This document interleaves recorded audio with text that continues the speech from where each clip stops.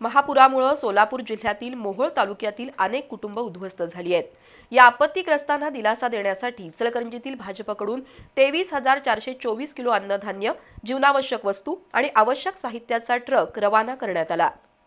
सोलापूर जिल्ह्यात महापुराने हाहाकार उडवला।